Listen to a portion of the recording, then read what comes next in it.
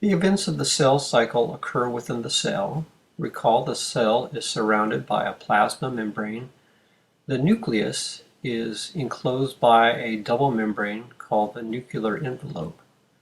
The nuclear envelope has these holes or passageways called the nuclear pores that allow for material to move into and out of the nucleus.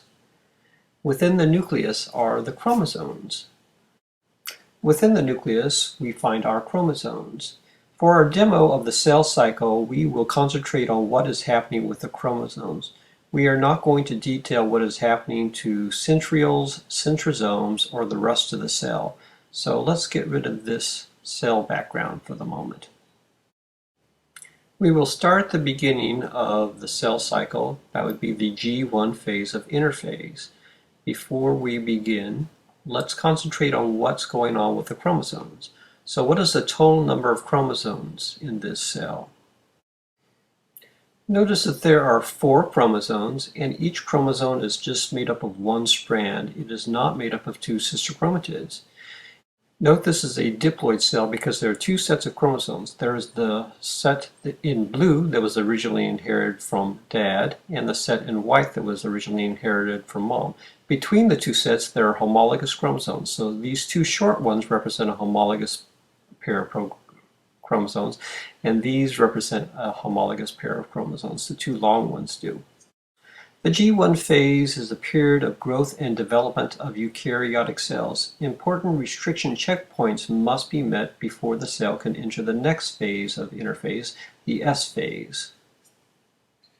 The S phase, or synthesis phase, is a phase in which DNA replication happens.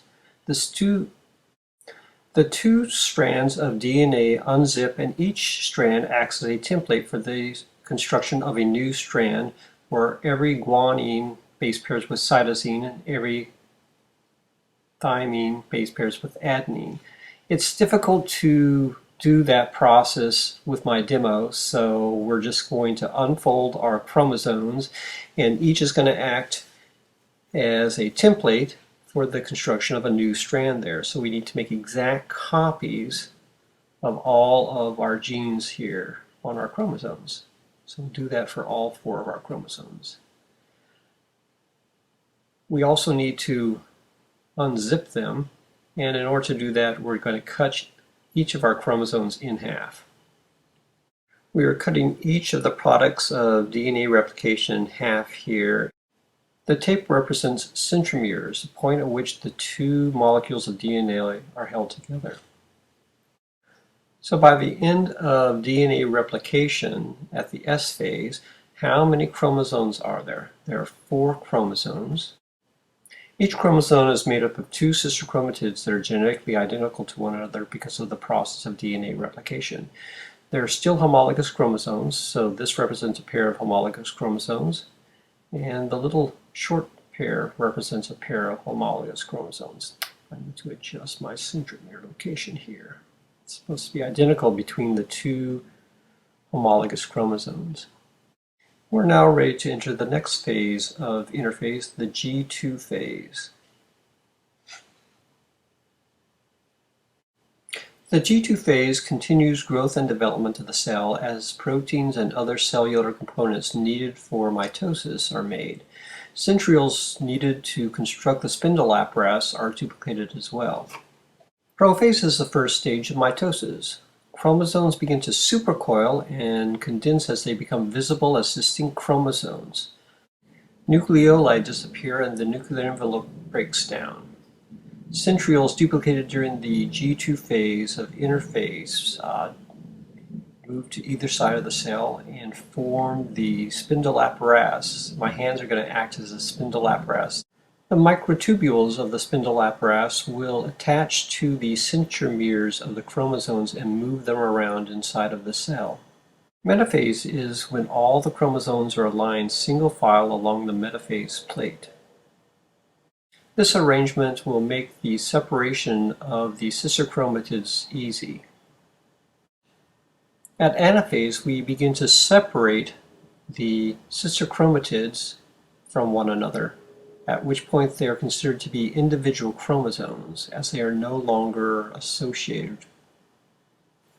Once they've reached either side of the cell, we have reached the phase called telophase.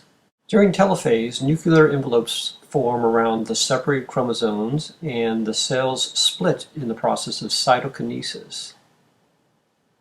The result is two new cells that are genetically identical to one another and genetically identical to the parent cell. So the result is going to be two new cells. So let's draw our cells. There's the cell membrane. Let's draw the nuclear envelope. Remember, it's a double membrane organelle with its nuclear pores.